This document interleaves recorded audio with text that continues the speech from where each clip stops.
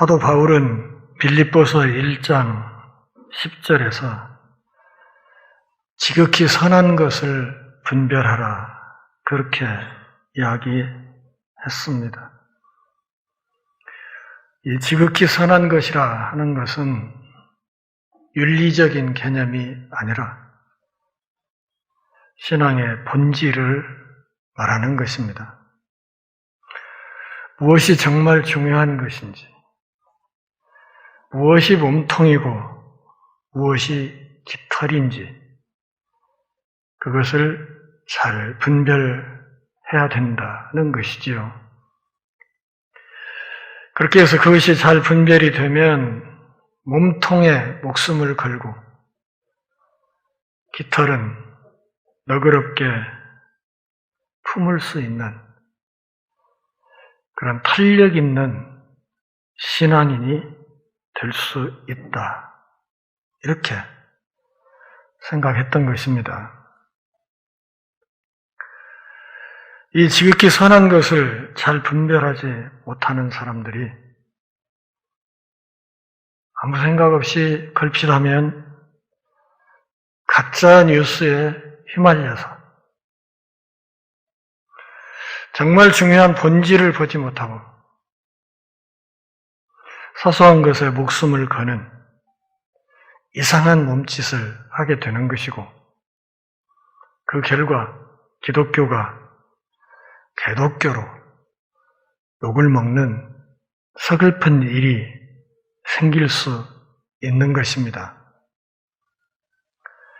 코로나19 상황에서 사람들에게 생긴 좋은 습관 하나가 있지요.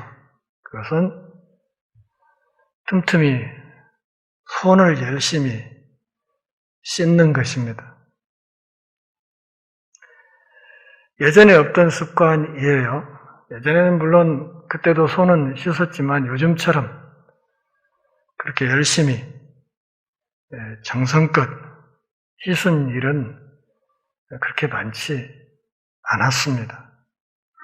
요즘은 나갔다 오면 손을 꼭 씻고 화장실에 다녀와서도 꼭 손을 씻고 누구하고 잠깐 만난 이후에도 들어와서 손을 씻고 하는 좋은 버릇이 생겼습니다. 손 씻는 것이 좋은 습관인 것은 사실이지만 이것이 다는 아닙니다. 이 과정에서 우리가 깊이 생각해야 될 것은 우리 육신에 생길 수 있는 전염병보다도 우리 영혼의 전염병에도 좀 더 깊은 관심을 가져야 된다.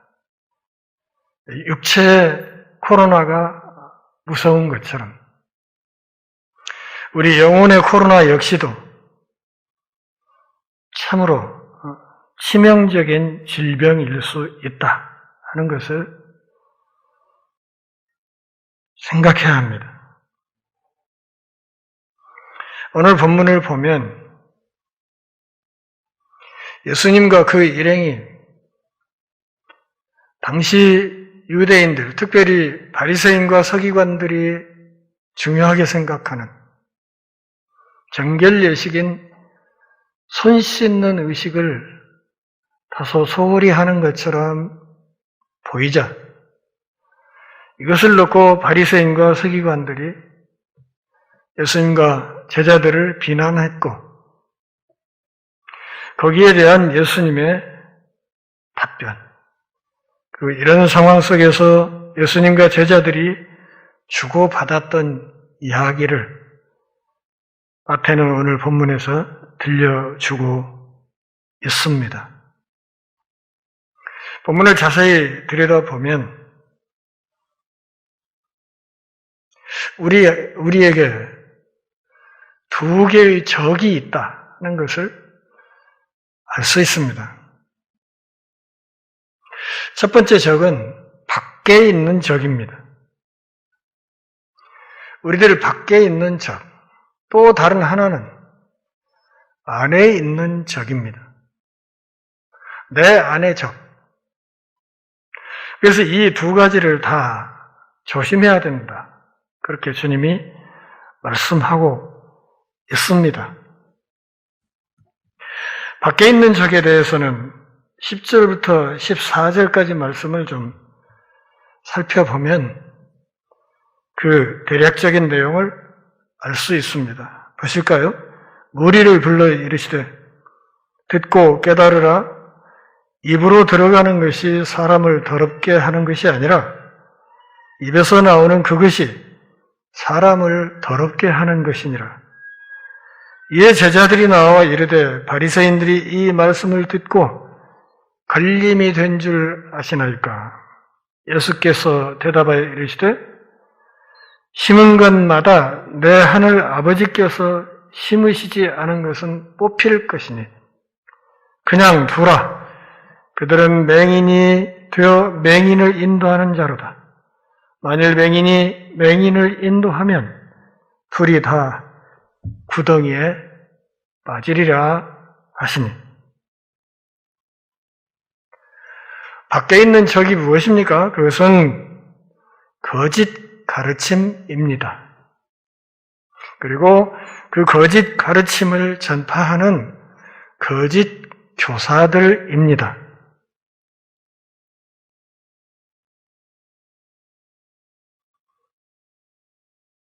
씻지 않는 손으로 음식을 먹는 것.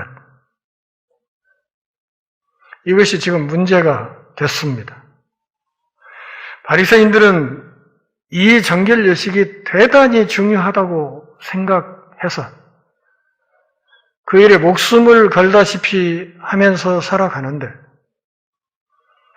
예수님의 제자들이 그것을 거침없이 무시하는 것처럼 보인 것입니다. 그리고 이런 상황에서 오늘 본문 앞쪽에 1절을 보면 그때 바리새인과 서기관들이 예루살렘으로부터 예수께 나왔다. 그렇게 되어 있습니다.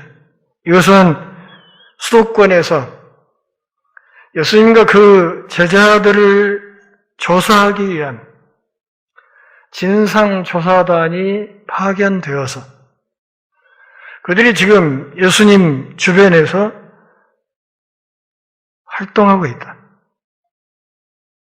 호시탐탐 예수님과 그 일행의 허점과 약점을 잡아내기 위해서 세밀하게 조사하고 살피고 있는 상황이라 하는 것을 알 수 있습니다. 예수님이 그것을 몰랐겠습니까? 바리새인과 서기관들이 어떻게 눈을 도끼눈처럼 뜨고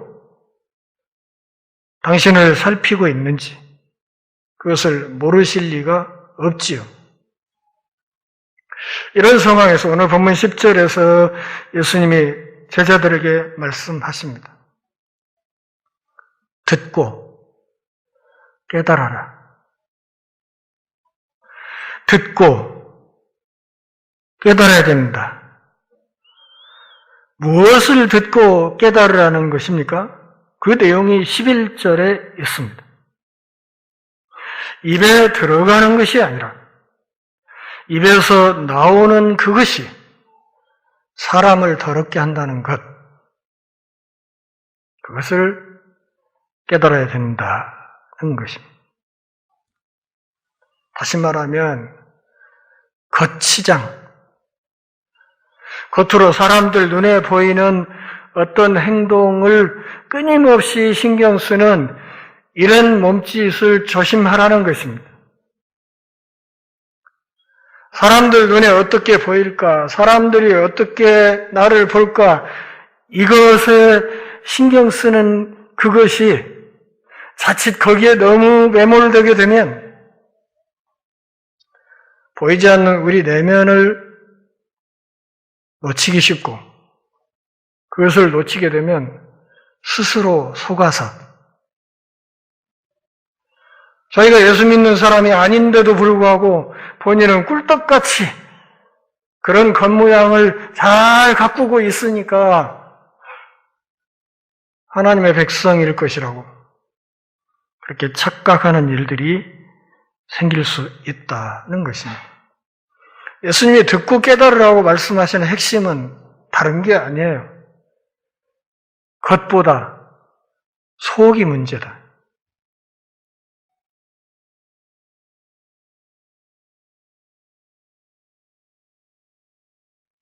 모여서 하는 대면 예배에 목숨을 건다는 사람들이 올해 꽤 많이 있었습니다.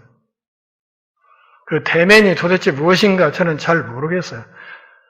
우리는 보이지 않는 하나님을 그분 앞에서 그분을 대면해서 예배하는 사람들인데 그 장소가 그렇게도 중요한 것인가에 대한 여러 가지 생각을 하게 됩니다. 물론 성도들이 모여서 함께 예배하는 것 정말 귀하고 중요한 일이고 그것이 하나님이신 큰 은혜라는 것을 우리가 잘 알고 있습니다. 그러나 모든 상황에서 그런 것은 아니지요.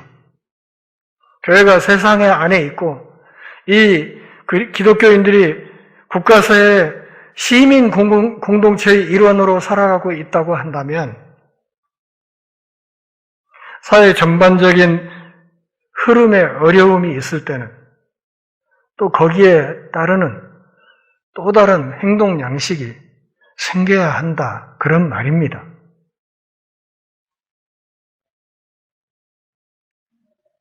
12절을 보면 제자들이 예수님께 걱정스럽게 이야기합니다. 주님, 말씀은 맞는데 이거 지금 옆에 와서 호시탐탐 노리고 있는 바리새인들을 너무 자극한 거 아닐까요? 이거 나중에 문제되지 않을까요? 이렇게 제자들이 염려했습니다. 예수님을 위하는 마음이 있었기 때문이겠지요. 자기들이 따르는 그 스승인 예수님이 다치는 것을 원치 않기 때문에 조심스럽게 한 말일 것이라고 생각합니다.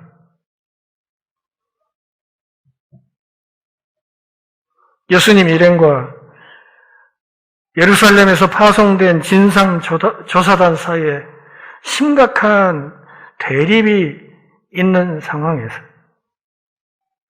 그런데 실제로 예루살렘에서 내려온 이 진상조사단이 사실은 당시 사회의 실세였습니다.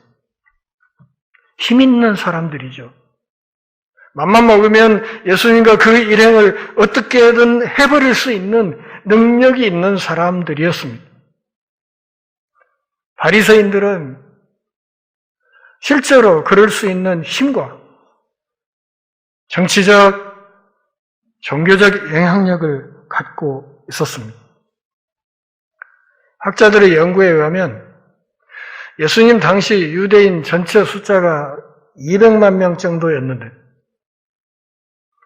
바리새인의 숫자가 약 6,000명이었다고 합니다. 그러면 얼마나 희소성이 있는 위치에 이 사람들이 있는지를 알 수 있지요. 전체 200만 중에 6,000명. 극히 소수만이 바리새인 딱지를 살고 있는 상황이었습니다.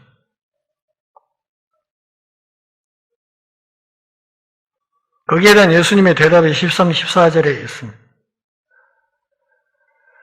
바리새인들이 일컬어서 뭐라? 맹인이라. 그리고 그런 바리새인의 가르침을 따르는 자들을 또 무엇이라?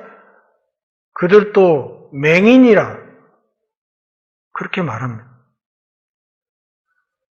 맹인 지도자를 따라가면 그를 따르는 그 맹인들이 결과적으로 어떻게 된다? 다 함께 구덩이에 빠지게 된다.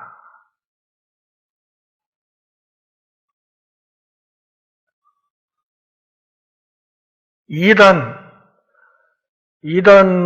집회를 가만히 보면 거기에도 사람이 무지하게 많습니다. 몇만 명씩 모여 있습니다, 거기에. 그리고 개인의 이력을 따져보면 거기 눈부시게 머리 좋은 사람들 굉장히 많이 들어 있습니다. 어떤 분이 그렇게 저에게 물었어요. 도대체 어떻게 해서 저런 말도 안 되는 소리를 하는 그 주변에 사람들이 저렇게 바글바글 모여 있을까요? 그렇게 질문을 하길래 제가 한마디로 정리를 좀 해드렸어요. 똥과 똥파리.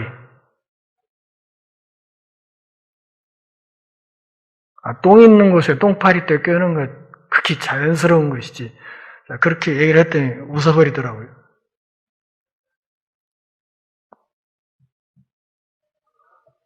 이 똥과 똥파리를 예수님이 뭐라고? 하늘 아버지가 심지 않은 것, 이렇게 말한 겁니다.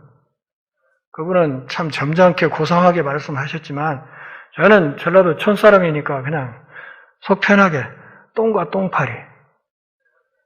똥도 예수님은 오늘 본문에서 입으로 들어가서 뒤로 빠지는 것 이렇게 완곡하게 설명을 하셨지만 그거 간단한 거예요. 입으로 먹고 똥 싸는 것. 그런 말이죠.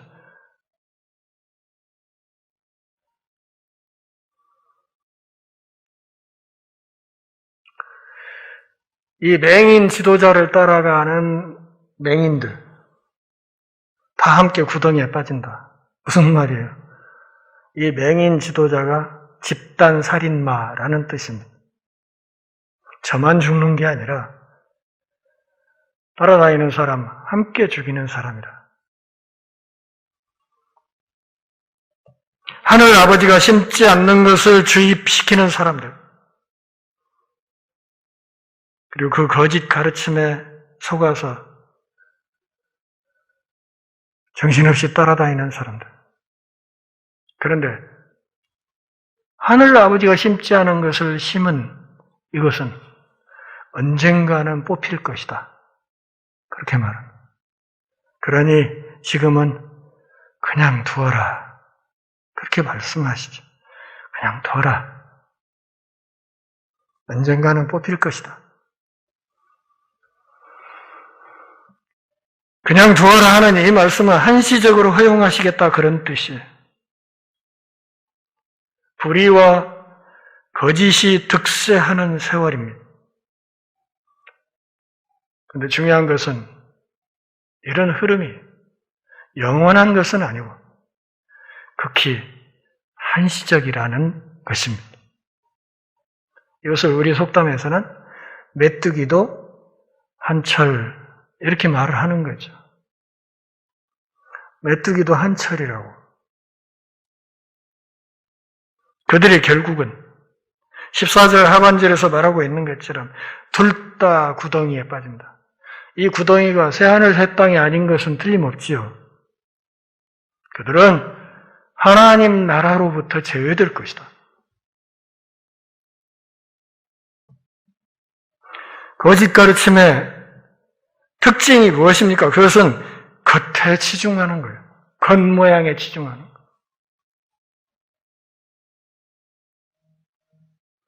그 결과 하나님의 계시에서 이탈하는 것입니다.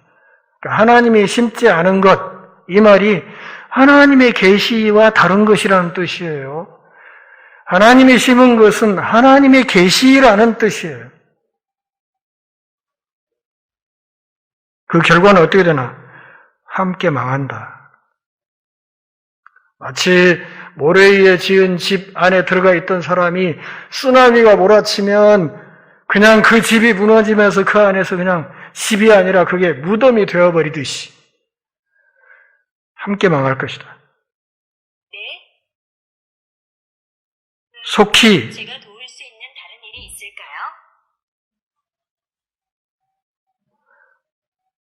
그러기에 속히 맹인 지도자를 떠나는 것이 그것이 사는 길이라고 말씀합니다. 죽지 않으려면 가르침이 그게 진짜인지 아닌지를 잘 분별해야 된다는 뜻입니다. 진리를 위한 싸움에 타협은 없습니다. 그러기에 사랑하는 동역자 여러분, 선한 동지들끼리 뭉쳐서 이 진리를 심고 이 진리를 세우기 위해 목숨을 걸고 싸워야 된다 하는 것을 잘 기억하시기 바랍니다. 두 번째, 내 안에 적이 있습니다. 좀 과격하게 표현하면 내 안에 마귀 이렇게 말을 할 수도 있겠습니다. 뭔 소리야? 내가 예수 믿는 사람이고 내 안에 성령 하나님께서 자리 잡고 계시는데 뭔 내 안에 마귀 이렇게 생각하실지 모르지만 천만에요. 우리가 신앙생활 하다 보면 내 마음속 구석구석에 마귀가 자리 잡을 틈새가 얼마나 많은지를 알 수 있습니다. 좀 솔직해질 필요가 있습니다. 15절을 보면 바리새인들의 거짓 가르침이 중독 증세가 있다는 것을 짐작할 수 있습니다. 다시 말하면 바른 말씀이 정착되기 어렵게 된다 그런 뜻이죠. 베드로조차도 이 상황을 정확하게 깨우치고 있지 못했습니다. 그래서 예수님께 말씀했어요. 이 비유를 우리에게 설명하여 주십시오. 베드로가 얼마나 좋은 신자이냐면 이 사람은 절대 쇼를 안 해.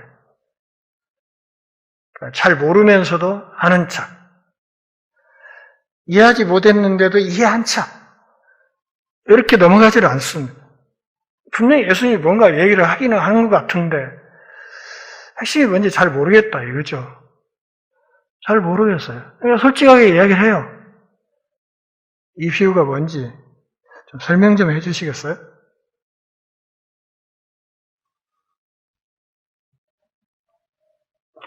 (16절에) 예수님의 안타까움이 표현되어 있습니다.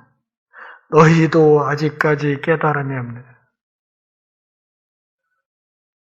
나한테 내 가까이에서 내 삶을 지켜보고 나의 가르침을 듣고 내가 하는 모든 사역의 현장에 동참했던 너희들도 아직까지 깨달음이 없는가?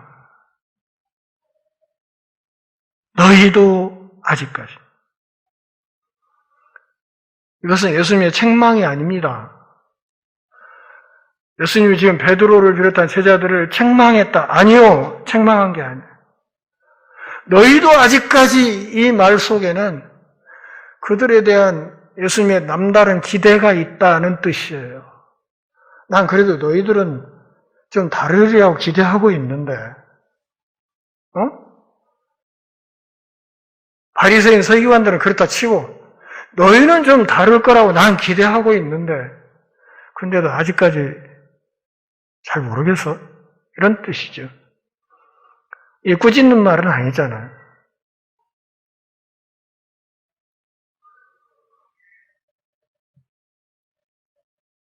기대가 있다. 근데 아직 그 기대치에 이르지 못했다. 그렇게 말씀하신 거예요. 우리 인생에도 문제가 있고 우리 신앙의 본질을 지키는데도 이것이 그렇게 쉬운 문제는 아니라는 것을 우리는 지난날 우리의 신앙의 여정에서 뼈저리게 느끼고 있습니다. 그러면서 17, 18절에서 예수님이 말씀하세요. 본질을 오해하면 안 된다는 거죠. 17, 18절 같이 보실까요? 입으로 들어가는 모든 것은 배로 들어가서 뒤로 버려지는 줄 알지 못하느냐? 입에서 나오는 것들은 마음에서 나오나니 이것이야말로 사람을 더럽게 하느니라 하면서 19절에서 입에서 나오는 똥을 얘기해요. 입에서 나오는 똥은 악한 생각, 살인, 간음, 음란, 도둑질, 거짓 증언, 비방. 입으로 이런 똥들을 싸면서 살고 있다. 그러면 거짓 증언이 요즘 우리가 흔히 말하는 가짜 뉴스 정도로 이해할 수도 있겠습니다. 필요하면 얼마든지 가짜 뉴스를 만들어서 막 퍼뜨려요. 마구 퍼뜨려요.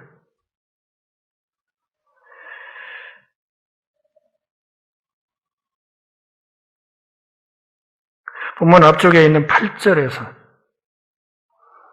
주님은 이사야 선지자의 말을 인용하셨어요. 이 백성이 입술로는 나를 경배하는 것 같은데 마음은 나한테서 멀다. 입술만 바치지 마음은 안 바친다. 이렇게 얘기한 겁니다. 슬픈 일이죠. 그러면서 19절, 20절에서 그들의 마음이 썩었다. 이렇게 말하는 거예요. 썩었다. 썩어서 냄새가 너무 난다. 그래서 그 입에서 나오는 것들이 전부 다 입에서 나오는 똥이다. 이렇게 얘기를 하는 거예요. 오늘 본문에서 우리가 충격적으로 받아들여야 될 것은 이런 것입니다. 부패한 마음과 세련된 입술이 공존할 수 있다는 겁니다. 마음은 썩었는데 입에서는 아주 세련된 이야기가 나올 수 있다는 거죠. 이것을 저는 제가 쓴 빌립보서 강해 책에서 바른말 잘하는 나쁜 놈 이렇게 얘기를 여러 번 했습니다.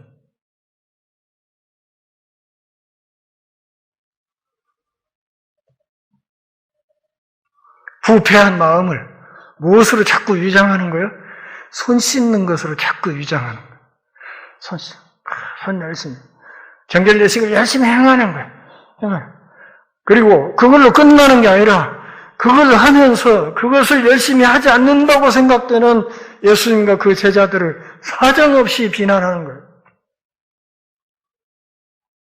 저런 나쁜 놈들, 저런 신앙의 기본도 없는 놈들.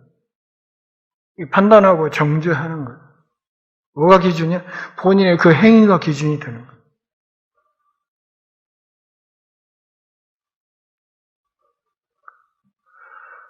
손 씻는 행위를 교묘히 위장하면서 정작 썩어서 냄새나는 자신의 마음은 교묘하게 위장하고 그러면서 겉으로 손 씻는 것은 열심히 하지 않는 것 같아서 마음은 참으로 청결한 예수님과 그 제자들은 무참하게 비난하는 이런 일들을 서슴지 않는다. 그러면 예수님 당시만 그렇습니까? 세상의 본질은 바뀌지 않았습니다.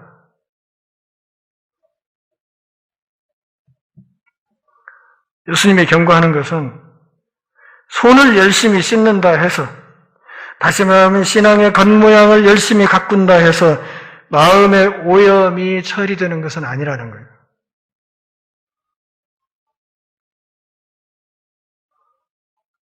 왜 이것을 우리에게 말씀하십니까? 하나님이 우리의 마음속의 더러움을 깨끗하게 하기를 원하시기 때문이에요.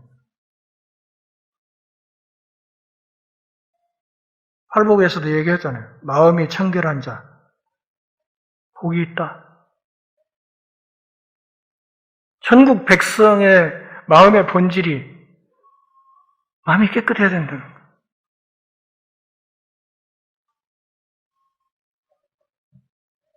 19절에 그 입에서 나오는 똥의 목록이 있어요. 다시 한번 같이 읽어볼까요?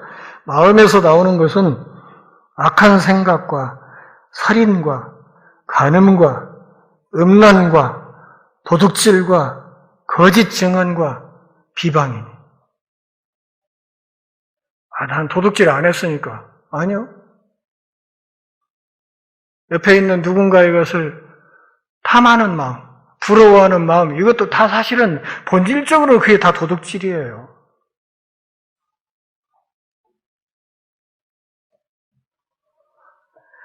이런 악한 생각을 가지고 이것을 숨긴 채로 겉으로는 신앙의 행위를 잘 유지하는 듯이 열심히 손을 씻으면서 그렇게 겉모양을 가꾸는 짓을 얼마든지 할 수 있고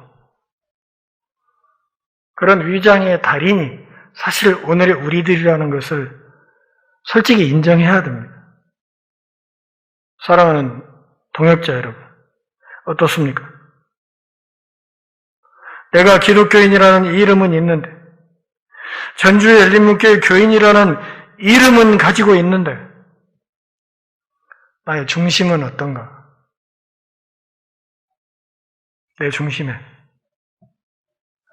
하나님이 더럽다 여기는 혹시 그런 것이 있지 않은가? 그것이 나도 모르는 사이에 문득문득 입을 열 때마다 입에서 나오는 똥으로 구린내를 풍기고 있지는 않은가? 이것을 깊이 생각해 볼 필요가 있습니다. 내 마음이 정말 하나님께 드려질 만큼, 하나님이 그것을 기꺼이 거침없이 받으실 만큼 내 마음이 청결한가? 그것을 생각해보고 아니다 싶으면 시간 끌 것 없이 즉시 회개해야 하는 것입니다. 말씀을 맺습니다. 거짓 가르침이 너무 많습니다.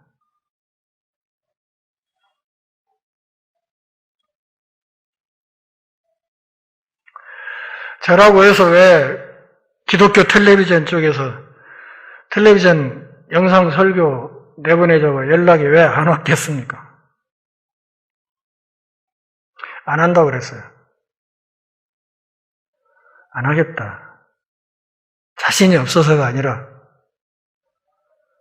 지금까지 기독교 TV에 나오는 설교들의 보편적인 흐름이 있는데 그 흐름의 일부가 되기 싫었어요. 안 하겠다 하고 싶어하는 사람들 많을 테니 그 사람들에게 연락하라 하고 연락을 끊었습니다.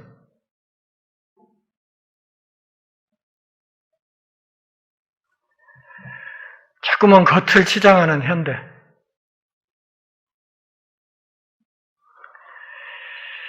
큰 교회 가면 예배 시간에 찬양할 때 오케스트라 반주는 뭐 기본이죠.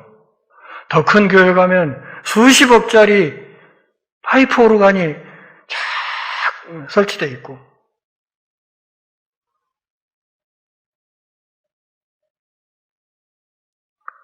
기회만 있으면 선교쇼, 구제쇼를 열심히 합니다.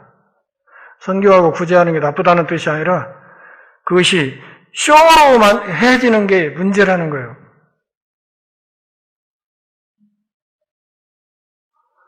화려한 겉에 현혹되는 현대인들이 많습니다. 그 결과 누구도 쉽게 들여다볼 수 없는 우리의 어두운 마음속에 오염된 때는 그 때는 잘 살피지 않습니다. 그걸 들여다보는 게 너무 불편하고 기분 나쁘니까 들여다볼 생각을 하지 않습니다. 그리고 누군가의 마음속에 있는 그것에 대해서 그거 그러면 안 된다고 지적을 하지 못합니다.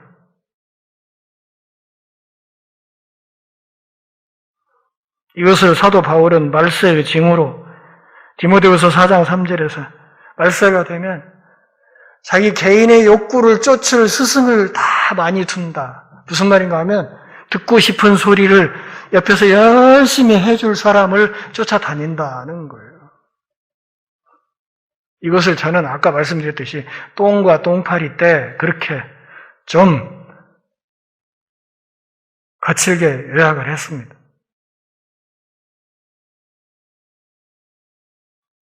그 결과가 어떻게 될까?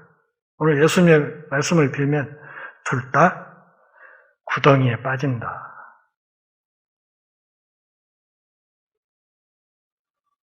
눈먼 리더를 눈 멀어서 따라가면 둘 다 구덩이에 빠진다.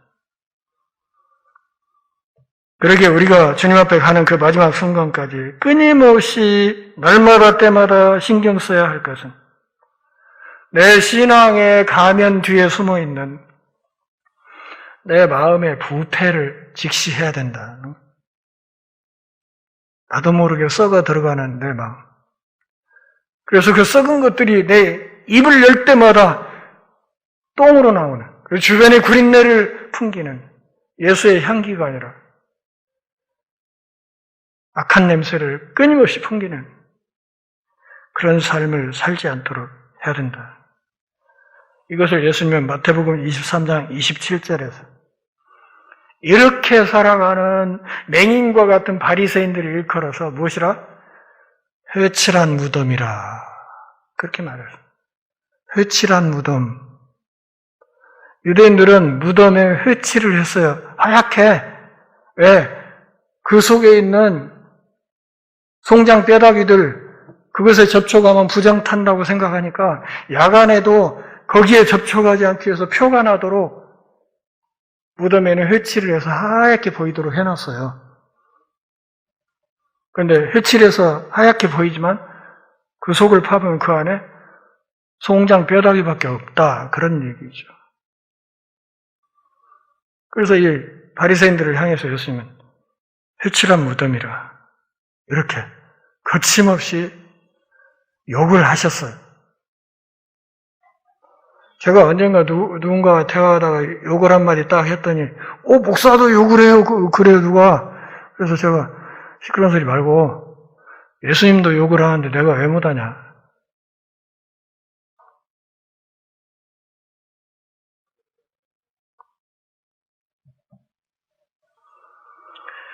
사랑하는 동역자 여러분,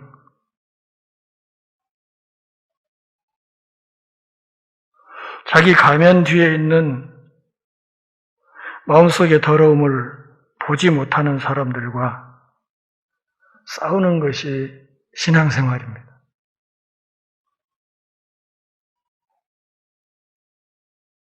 가장 다루기 힘든 적은 어디 있다? 내 안에 있다. 가장 무서운 적은 내 안에 있습니다. 잘 안 보이니까요. 어디에 무엇이 숨어 있는지 잘 보이지 않으니까 제일 무서운 거예요. 적을 알고 나를 알면 100번 싸워도 위태롭지 않다. 그렇게 말하죠. 지피지기면 백전불태라. 적을 모르면 이 싸움 힘든 거예요. 내 안에 적이 있어요. 가장 무서운 적이 있어요. 이것을 좀 더 거칠게 표현하면 내 안에 마귀가 있어요. 마귀가 있다는 뜻이 아니라 마귀가 또아리를 틀고 앉아서 장난칠 여지가 있다. 그런 뜻이에요. 예루살렘으로 십자가를 지고 올라가는 예수님 앞을 막아선 베드로에게 예수님이 뭐라고요? 사단아, 내 뒤로 물러가라. 베드로가 사단이라고 말씀하신 건 아니죠. 그런데 베드로의 마음속에 지금 마귀가 장난을 칠 수 있는 틈새가 생겼다는 뜻이에요. 베드로가 그랬는데 우리는 안 그럴 것 같습니까? 우리도 마찬가지입니다. 그래서 신앙생활이 어려운 것이죠. 내 안에 적, 내 안의 마귀를 제압하지 못하면 어쩌면 우리에게 희망이 없을지도 모릅니다. 코로나19 상황에서 끊임없이 육체의 전염병에 관심을 쏟고 있는 이 상황에서 신자인 우리가 정말 깊이 생각해야 되는 또 한 가지 주제는 내 영혼의 전염병.